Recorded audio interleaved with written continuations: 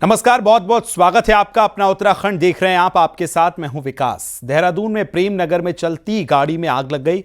यहां बिदौली चौकी के पास कार सवार जा रहे थे। इस दौरान गाड़ी के इंजन से धुआं उठता देखकर कार में बैठे 3 लोग बाहर कूद गए और तभी कार ने आग पकड़ ली। इसके बाद कार में भीषण आग लग गई। बाद में फायर ब्रिगेड मौके पर पहुंची और कार में लगी आग को बुझाया है, लेकिन तब तक पूरी तरह से ये कार जो है जल चुकी थी। आग के कारणों का फिलहाल पता नहीं चल पाया है, लेकिन जांच चल रही है।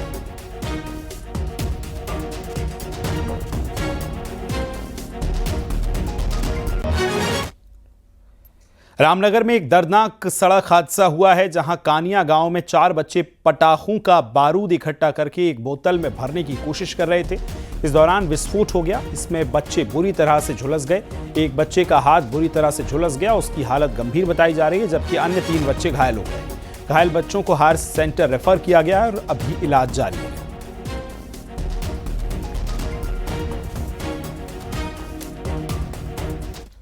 राज्यसभा सांसद नरेश बंसल के नाम पर लिंक्डइन पर फर्जी इंटर्नशिप पेज बनाकर धोखाधड़ी का मामला सामने आया। सांसद के निजी सचिव कमल किशोर की शिकायत पर शहर कोतवाली पुलिस ने केस दर्ज किया।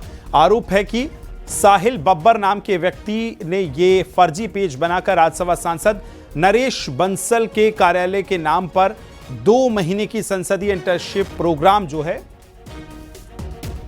का वादा किया, और जिसने संसद इंटर्नशिप के साथ संसद भ्रमण और 15 अगस्त और 26 जनवरी जैसे राष्ट्रीय आयोजनों में पास देने के झूठे वादे जो हैं वो भी दिए।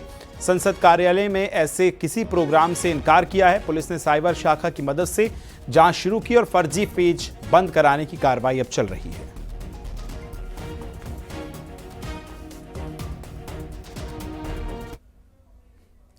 अफ्रीका के मोजाम्बिक तट पर हुई समुद्री त्रासदी में बागेश्वर के नंदन सिंह की भी मौत हो गई है।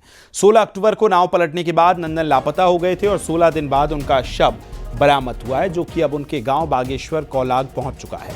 गांव में उनका शव पहुंचने पर गमगीन माहौल नजर आया। उनकी मां और पत्नी का रो रो कर बुरा हाल है। सरयू गोमती तट पर उनका अंतिम संस्कार किया गया है।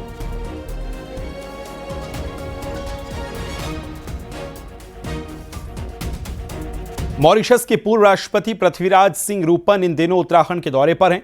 रविवार शाम पृथ्वीराज सिंह रूपन हरिद्वार पहुंचे, जहां उन्होंने शाम की गंगा आरती में हिस्सा लिया और विधि विधान से गंगा पूजा की।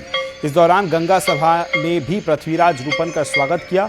आपको बता दें कि पृथ्वीराज रूपन साल 2019 से 24 तक मॉरिशस के राष्ट्रपति रहे हैं। पृथ्वीराज भारतीय मूल के हैं और अक्सर वो भारत आते रहते हैं।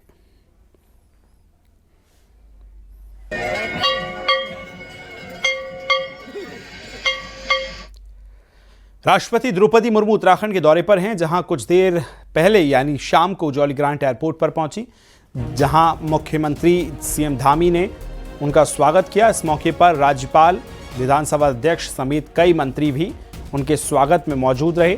सीएम धामी ने कहा कि नैसर्गिक सौंदर्य, आध्यात्मिक ऊर्जा, संस्कृति, समृद्ध शौर्य और पराक्रम की देवभूमि उत्तराखंड का रजत उत्सव मनाया जा रहा है। इस ऐतिहासिक अवसर पर राष्ट्रपति के आगमन पर समस्त प्रदेशवासियों में गर्व और सम्मान का क्षण है।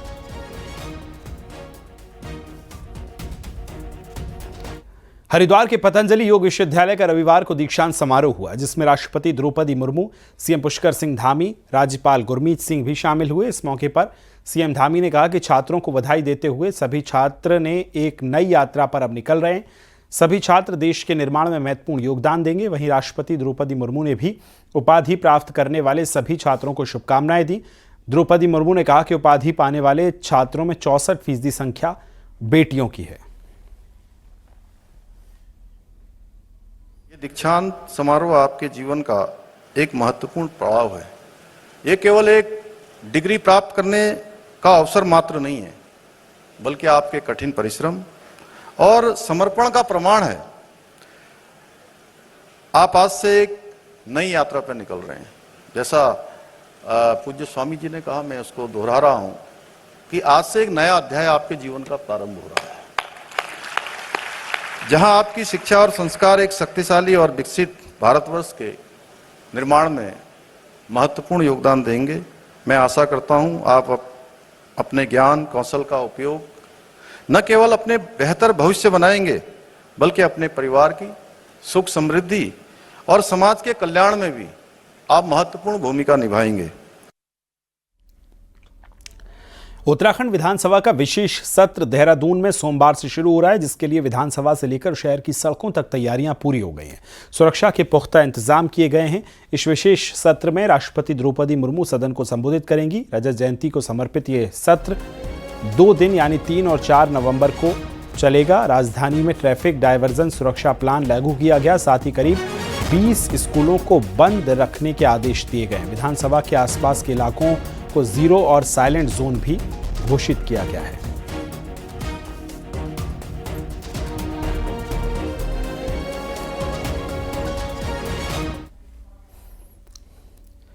नेता प्रतिपक्ष यशपाल आर्य के घर कांग्रेस विधायकों की बैठक हुई। इसमें विधानसभा के विशेष सत्र में उठाए जाने वाले मुद्दों पर बात हुई और रणनीति तय की गई। नेता विपक्ष ने कहा कि सरकार अपने कार्यकाल का गुणगान करने में लगी है और असली मुद्दे सदन में नहीं उठाए जाते।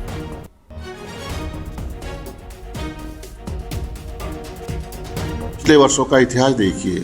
पिछले वर्षों में विधानसभा का सत्र कितने दिन चला, क्या उस पर चर्चा हुई, क्या विपक्ष को बोलने का अवसर मिला, क्या उसके सवाल जो हम मुद्दों को उठाते हैं, जो जनता के प्रश्न हैं, क्या उसका समाधान हो पाया?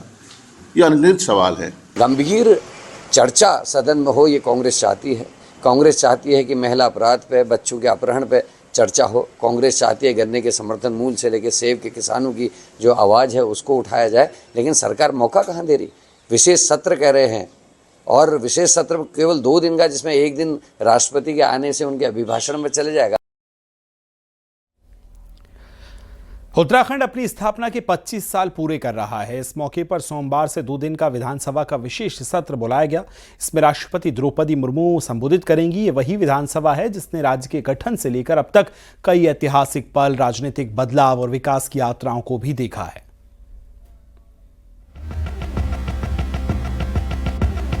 ये है उत्तराखंड विधानसभा भवन, राज्य के 25 सालों के इतिहास का साक्षी। 9 नवंबर 2000 को राज्य अस्तित्व में आया और उसी वक्त देहरादून के इस विकास भवन को विधानसभा भवन घोषित किया गया।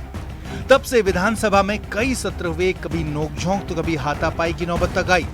अब राज्य अपने गठन की 25 साल पूरे कर रहा है, तो इस मौके पर राष्ट्रपति द्रौपदी मुर्मू सोमवार को विधानसभा के विशेष सत्र को संबोधित करेंगी। इससे पहले एक बार राष्ट्रपति रहते हुए स्वर्गीय प्रणब मुखर्जी उत्तराखंड के विधायकों को संबोधित कर चुके हैं। वर्तमान स्पीकर रितु खंडूरी से पहले स्वर्गीय प्रकाश पंत, यशपाल आर्य, स्वर्गीय हरबंस कपूर, गोविंद कुंजवाल और प्रेमचंद अग्रवाल विधानसभा को बतौर स्पीकर चला चुके हैं। वो साक्षी बनी है कि जब देश के राष्ट्रपति प्रणब मुखर्जी साहब ने संबोधित किया, अब हमारी राष्ट्रपति महामहिम द्रौपदी मुर्मू की भी संबोधित करने जा रही है। यानी कि अनेकों आयाम छुए हैं। और इसी बीच में मुझे इस बात की भी खुशी है कि मैं जब विधानसभा अध्यक्ष था तो गैरसैंण को ग्रीष्मकालीन राजधानी घोषित किया। उत्तराखंड विधानसभा अब तक 10 मुख्यमंत्री और उनके कार्यकाल की गवाह रही है। यही सदन 2016 के उस राजनीतिक घटनाक्रम का केंद्र भी बना जब हरीश रावत मुख्यमंत्री थे। तब 9 विधायकों की बगावत के बाद राज्य में राष्ट्रपति शासन लागू हुआ और फ्लोर टेस्ट के बाद सरकार बहाल हुई। हमारी सरकार का फिर से वापस आना भी सबक है, लेकिन उससे बड़ा सबक दल बदल है। और उससे भी बड़ा सबक ये है, जब हम मिल करके काम नहीं करते हैं तो विकास की जो दिशा है उस दिशा को डिरेल करने के लिए हम अपनी राजनीतिक महत्वाकांक्षाओं का उपयोग करते हैं, तो उस तक घाव केवल राजनीतिक दल पर नहीं लगता है बल्कि राज्य के विकास पर भी लगता है। तो 2016 का जो घटनाक्रम है वो पूरे उत्तराखंड पर घाव है। इसी विधानसभा में तय हुआ कि देहरादून में एक नया विधान भवन बने और यही तय हुआ गैरसैंण में अलग विधानसभा भवन बने। देहरादून में तो दूसरा भवन नहीं बन पाया, अलबत्ता गैरसैंण में जरूर उत्तराखंड का अपना विधान भवन बन गया। हालांकि बड़ी संसदीय घटनाओं का गवाह यही विधानसभा भवन रहा। देहरादून से न्यूज़ 18 के लिए सुनील नौप्रभात की रिपोर्ट। उत्तराखंड में पहली बार 14,500 फीट ऊंचाई पर स्थित प्रमुख धार्मिक स्थल आदि कैलाश में अल्ट्रा मैराथन का आयोजन हुआ। देश के 800 से ज्यादा धावक इस ऐतिहासिक मैराथन के गवाह बने। साथ ही आपको बताएं 60 किलोमीटर लंबी अल्ट्रा रन आदि कैलाश से शुरू हुई, जिसमें देश के 22 राज्यों के धावकों ने भाग लिया। अल्ट्रा मैराथन आदि कैलाश से शुरू होकर गूंजी और काला पानी होकर वापस गूंजी में खत्म हुई। इसके अलावा 42, 21, 10 और 5 किलोमीटर की रेसें भी इस दौरान आयोजित की गई हैं। जी I think one of the best locations लग रही है ये रन के लिए, और more than the location and everything, the people, the hospitality, the yesterday's lunch जो रोंगकोंग विलेज ने हमारे लिए स्पॉन्सर किया था। आई मीन इस तरह का वेलकम, इस तरह का कल्चरल इमर्शन मैंने फर्स्ट टाइम ही एक्सपीरियंस किया। Very nice, seriously I was not expecting at all, क्योंकि ये जो जगह है यहाँ पे उनके खुद के लिए रिसोर्सेज बहुत कम है and still they are offering so much love and resources. इधर नैनीताल में चल रही ऑल इंडिया बॉक्सिंग प्रतियोगिता का समापन हो गया। फ्लैट्स मैदान में आयोजित महिला बॉक्सिंग में उत्तराखंड की निकिता चंद और कर्णिका कर्णिक ने स्वर्ण पदक पर कब्जा किया है। ओवरऑल दिल्ली पहले नंबर पर रहा, हरियाणा दूसरे पर, तो वहीं CISF तीसरे स्थान पर रहा है। साथ ही इस ओपन बॉक्सिंग में देश भर की 111 महिला बॉक्सर्स ने प्रतिभाग किया। फाइनल मुकाबले के बाद सभी विजेता खिलाड़ियों को मेडल्स बांटे गए।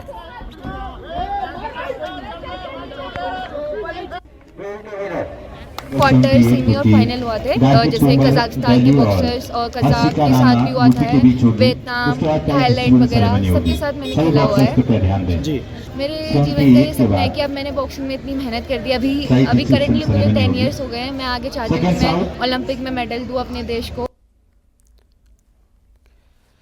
उत्तराखंड के 25 सालों के इतिहास में आज भी प्राइमरी शिक्षा चुनौती बनी है। करीब 3000 से ज्यादा सरकारी स्कूली बंदी की कगार पर हैं। राज्य के रजत जयंती साल पर शिक्षा व्यवस्था पर एक रिपोर्ट हम आपको दिखाते हैं।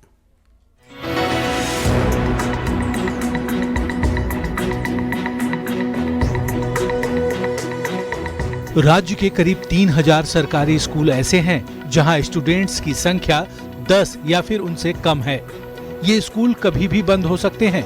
पिछले 25 साल में उत्तराखंड में प्राइमरी शिक्षा के गिरते स्तर पर वो लोग भी चिंता जता रहे हैं जो कभी खुद शिक्षा व्यवस्था का हिस्सा रहे थे। पूर्व शिक्षा मंत्री का कहना है कि सरकार किताब से लेकर ड्रेस तक फ्री दे रही है, लेकिन फिर भी पढ़ाई का स्तर नहीं उठ पाया है। देखिए, मैं कहना चाहूँगा कि जिस तरह से जो है सरकारी स्कूलों को एक कामयाबी मिलनी चाहिए थी, उस स्तर पर हम नहीं बढ़ पाए। देखिए, एक तो लोगों का नज़रिया भी बदल गया है। अपने बच्चों को लोग प्राइवेट स्कूल में पढ़ाने की कोशिश करते हैं, प्राइवेट स्कूल में पढ़ाते हैं, जिससे हमारे जो सरकारी स्कूल है बंद के कगार में, कुछ स्कूल बंद भी हो गए हैं और जहाँ पर स्कूल चल भी रहे हैं वहाँ पे 5, 6, 7, 8 छात्र हैं। बीते 25 सालों में प्रदेश के सरकारी स्कूलों का ये हाल है कि यहाँ 90% स्कूल बिना प्रिंसिपल के ही चल रहे हैं, तो कुमाऊं और गढ़वाल दोनों ही मंडल में लगभग हालत एक सी ही है। गढ़वाल मंडल के शिक्षा की स्थिति देखी जाए तो मंडल में कुल 1311 माध्यमिक स्कूल हैं, जिनमें 1265 विद्यालयों में प्रधानाचार्य तक नहीं। देहरादून में प्रधानाचार्य के 264 पद खाली हैं, तो वहीं हरिद्वार में प्रधानाचार्य के 73 पद खाली हैं। वहीं कुमाऊं मंडल में शिक्षा की स्थिति ये है कि बागेश्वर में 89 विद्यालय प्रधानाचार्य के बगैर चल रहे हैं, तो नैनीताल में 150 विद्यालयों में प्रधानाचार्य नहीं है। पिथौरागढ़ में भी 209 विद्यालयों में प्रधानाचार्य के पद रिक्त पड़े हैं।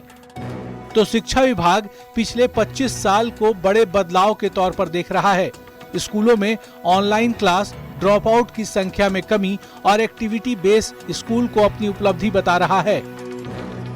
देखिए, हम 25 साल की अपनी जर्नी दिखाएंगे। जैसे हमारे स्कूल्स की संख्या हमारी बढ़ी हुई है, ग्रॉस एनरोलमेंट रेट हमारा बढ़ा हुआ है, हमारी नेट एनरोलमेंट रेट हमारा मॉडल के करीब आने वाला है। और दूसरी बात, सबसे अच्छी बात है कि जो ड्रॉप आउट है वो बहुत ही कम हमारा ड्रॉप आउट हो गया है। उस समय हमारे पास व्यावसायिक शिक्षा के लिए कोई कार्यक्रम नहीं था। आज की डेट में हमारे स्कूल्स में, हमारे इंटरमीडिएट कॉलेज में हम लोग वोकेशनल एजुकेशन हम लोग चलाई हुई है। देहरादून, मसूरी, नैनीताल जैसे शहरों को एजुकेशन का हब कहा जाता है। देहरादून रीजन में ही पब्लिक स्कूल की संख्या 1500 के करीब है, लेकिन इस बीच सरकारी स्कूल का ढर्रा जिस रफ्तार से सुधर सकता था, वो आज भी दूर की कौड़ी नजर आती है। न्यूज़ 18 के लिए देहरादून से भारती सकलानी उनियाल की रिपोर्ट। अल्मोड़ा के चौखटिया में स्वास्थ्य सेवाओं में सुधार को लेकर शुरू हुई पदयात्रा राजधानी पहुंच गई। इस बीच मुख्यमंत्री पुष्कर सिंह धामी ने खुद आगे बढ़कर इस मुद्दे पर लोगों से संवाद की पहल की है। रिपोर्ट आपको दिखाते हैं।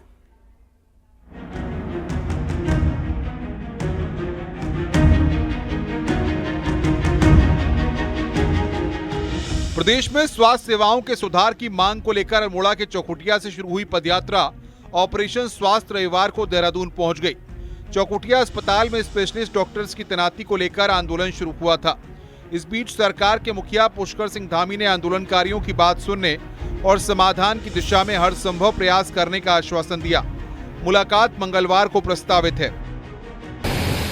मैं लगातार उनके संपर्क में हूँ और जो भी उनकी, देखिए, मैं आप लोगों के सामने कहने में मैं कोई ऐसी अपने को कोई मैं संकोच नहीं करता, शर्म नहीं करता। जो मैं कर सकता हूँ मेरी सरकार कर सकती है, जो बेस्ट से बेस्ट एफर्ट्स कर सकते हैं। हम ऐसे नहीं है कि ये आपके सामने बोल देंगे कि ये भी कर देंगे वो भी कर देंगे और नहीं हो सकता तो हम आप मना करेंगे और कहेंगे। मैं उनके साथ बैठूंगा और उनसे पूछूंगा कि भाई जो जो अभी राज्य सरकार कर सकती है, जो जो प्रावधान हो सकता है आप बताइए, जो भी बेस्ट पॉसिबल होगा हम लोग करेंगे उनके लिए।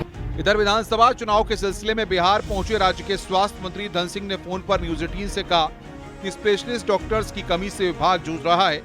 वहीं एक्टिविस्ट का कहना है कि स्पेशलिस्ट की कमी के चलते लोगों को बड़े शहरों की ओर रुख करना पड़ रहा है। तो हम एक स्वास्थ्य नीति के विषय में मुख्यमंत्री मोदी से और चौखुटिया CHC सेंटर की जो मानक है वो हमें धरातल पर चाहिए, तब जाके चौखुटिया का आमरण अनशन टूटेगा। और जो ये यात्रा है आप हमें बताइए क्या आपकी नीति होगी आगे को, और हमें समय दीजिए, उसके बाद में प्रदेश भर का इसमें हम संगठन फिर बनाएंगे। डॉक्टर और वो भी खासकर विशेषज्ञ डॉक्टर की कमी बड़ी चुनौती बनी हुई है। आंकड़ों के मुताबिक करीब 250 से ज्यादा विशेषज्ञ डॉक्टरों के पद खाली हैं। कुछ समय पहले विशेषज्ञ डॉक्टरों को कॉन्ट्रैक्ट पर लेने की पहल शुरू हुई थी, लेकिन ये एक्सपेरिमेंट भी चल नहीं पाया। आशीष के साथ भारती सकलानी, न्यूज 18।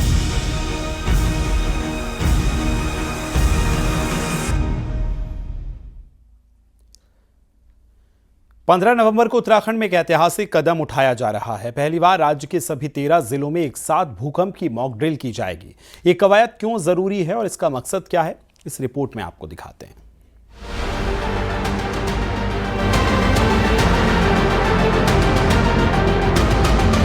उत्तराखंड देश का वो हिस्सा जो भूकंपी नजर से सबसे संवेदनशील जोन में आता है। यहाँ छोटे छोटे भूकंप अक्सर आते रहते हैं, लेकिन अब सरकार ने तय किया है कि राज्य में हर महीने मॉक ड्रिल की जाएगी, ताकि किसी आपदा के वक्त न सिर्फ मशीनरी एक्टिव रहे बल्कि आम लोग भी सतर्क और तैयार रहें। 15 नवंबर को पहली बार प्रदेश के सभी 13 जिलों में एक साथ भूकंप की मॉक ड्रिल होगी। फोकस होगा स्कूलों, अस्पतालों, शॉपिंग मॉल्स और सार्वजनिक जगहों पर, जहां भूकंप की नजर में सबसे ज्यादा जान माल का खतरा होता है। माननीय मुख्यमंत्री जी और चीफ सेक्रेटरी सर के द्वारा निर्देश दिए गए हैं कि आप लोग जल्दी से जल्दी मॉक ड्रिल कराइए अर्थक्वेक के बारे में।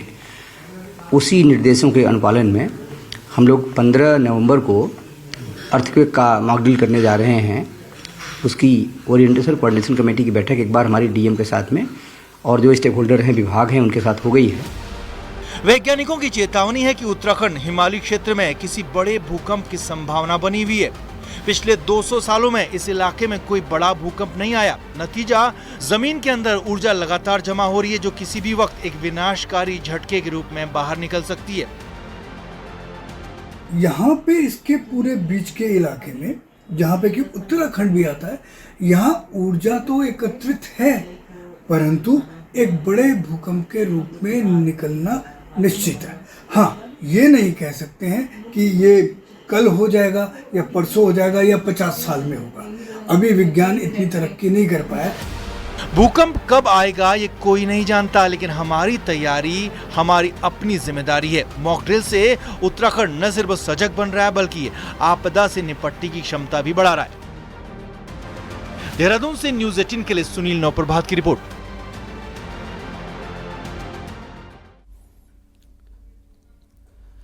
बिहार में चुनाव प्रचार चरम पर चल रहा है और इसी बीच बीजेपी के राष्ट्रीय मीडिया प्रमुख और गढ़वाल सांसद अनिल बलूनी भी बिहार पहुंचे। पटना पहुंचने के बाद बलूनी ने बिहार चुनाव का प्रबंधन संभाल लिया। अनिल बलूनी पौड़ी से सीधे पटना पहुंचे और यहां बीजेपी के लिए चुनाव प्रचार के साथ चुनावी प्रबंधन कर रहे हैं। बलूनी को कुशल संगठनकर्ता भी माना जाता है और अब वो बिहार चुनाव में प्रबंधन संभाल रहे हैं।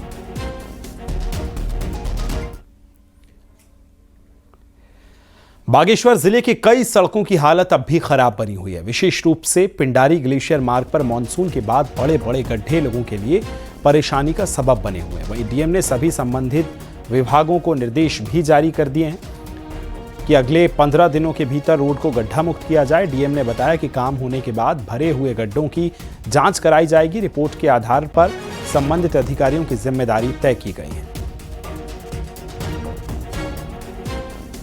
देखिए, जो गड्ढा मुक्त अभियान है वो हमारा भी चल रहा है। इसमें प्रॉपर रोस्टर जो है वो बनाया गया है और इसमें रोस्टर के अनुसार हम लोग कार्रवाई कर रहे हैं। पीडब्ल्यूडी को बोला गया है कि 15 दिन के भीतर जो है वो जितने भी गड्ढा मुक्त कर सकते हैं 100% वो कर लें। उसके बाद जो है हम लोग वीडियोज़ और एसडीएम्स के माध्यम से वो वेरिफिकेशन भी करेंगे। आज एक मीटिंग भी ली गई थी जिसमें पीडब्ल्यूडी को निर्देश कर दिया गया है, वो पूरा लिस्ट प्रोवाइड करेंगे और इसमें वेरिफिकेशन भी किया जाएगा। और जो क्वालिटी जो है जिसमें भरान किया जा रहा है वो भी अच्छी होनी चाहिए और वो भी सुनिश्चित की।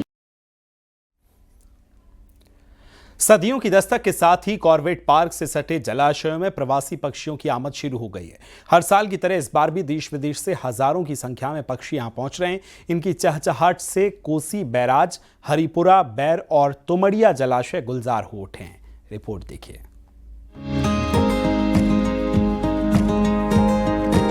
सर्दियों की गुनगुनी धूप, शांत जलाशय और उनमें अटखेलियां करते ये रंग बिरंगे परिंदे। ये नजारा है उत्तराखंड के कॉर्बेट नेशनल पार्क से सटे जलाशयों का, जहां हर साल की तरह इस बार भी प्रवासी पक्षियों की आमद शुरू हो चुकी है। उच्च हिमालयी क्षेत्रों और तिब्बत से आने वाले ये परिंदे अब गर्मी शुरू होने तक यहीं प्रवास करेंगे। कोसी बैराज, हरिपुरा, बौर और तुमड़िया जलाशय इन दिनों सुरखाब, गल, गीज, पिंटेल जैसे सैकड़ों पक्षियों की चहचहाट से जीवंत हो उठे हैं। यहाँ पे भारी संख्या में इस समय पक्षियों की आमद शुरू हो जाती है और ये मध्य चीन से और जो साइबेरिया से और जो उच्च स्थलीय जगह हैं जहाँ पे बर्फ जम जाती है झीलों में, वहाँ से ये प्रवास के लिए यहाँ आते हैं, यहाँ प्रजनन भी करते हैं, भोजन यहाँ समुचित मिलता है और ये पूरा जो है एक बर्ड टूरिज्म को और भी निखार ले आता है। इन पक्षियों की आमद से जहां स्थानीय लोगों और सैलानियों के चेहरे खिल उठते हैं, वहीं वन विभाग के लिए इनकी सुरक्षा एक बड़ी चुनौती बन जाती है। इन पक्षियों के प्राकृतिक आवास को सुरक्षित रखना और शिकारियों से बचाना विभाग की प्राथमिकता बन जाती है। इसके लिए चुनौतियां विशेषकर यही हैं कि इनको पोचिंग से बचाया जाए। ऐसा भी हो सकता है कि अगर पोचर्स की नज़र इन पर पड़े और इनका क्षेत्र में हैबिटेट अगर डिस्ट्रक्शन हो किसी भी तरीके से, तो इनका माइग्रेटरी बर्ड्स का यहाँ आना रुक सकता है। तो ये सभी वन विभाग के लिए और समस्त जो भी हमारे टेरिटोरियल डिवीजन है उनके लिए चुनौती है इनको शिकारियों की नज़र से बचाना और जो हैबिटेट है इनका इसको खराब होने से बचाना। कॉर्बेट नेशनल पार्क वैसे तो बाघों के लिए मशहूर है, लेकिन सर्दियों में यहाँ आने वाले सैलानियों को इन खूबसूरत परिंदों का दीदार किसी बोनस से कम नहीं लगता। गोविंद पाटनी, न्यूज़ 18, रामनगर।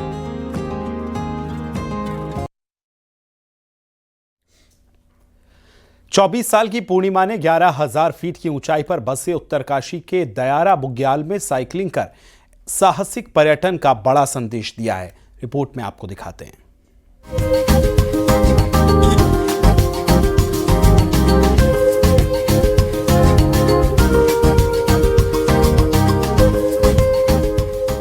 उत्तरकाशी में पर्यटन विकास की असीम संभावनाओं को समेटे दयारा बुग्याल में पूर्णिमा ने साइकिलिंग कर साहसिक पर्यटन की दिशा में नया कदम रखा है। पूर्णिमा ने रैथल से दयारा बुग्याल तक 11,000 फीट की ऊंचाई पर साइकिलिंग की। अभी तक दयारा बुग्याल स्कीइंग और ट्रैकिंग जैसे पर्यटन गतिविधियों के लिए जाना जाता था, लेकिन इस बुग्याल में साइकिलिंग का ये एक अलग रोमांचक अनुभव है। पूर्णिमा ने दयारा बुग्याल में करीब 10 किलोमीटर की दूरी तक साइकिलिंग की। मैं एक पैराग्लाइडिंग पायलट भी हूँ और मेरा एक सपना था कि बुग्यालों पे साइकिलिंग करने का, तो अभी रिसेंटली मैंने साइकिल से ट्रैक किया है और 12,000 फीट की चढ़ाई क्लाइंब किया है विद साइकिल के साथ।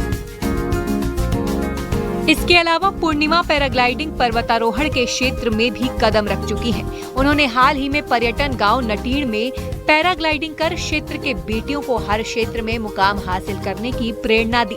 पूर्णिमा द्वारा साइकिलिंग पैराग्लाइडिंग से बुग्याल में साहसिक पर्यटन की नई संभावना के रूप में देखा जा रहा है। न्यूज़ 18 के लिए उत्तरकाशी से बलबीर परमार की रिपोर्ट।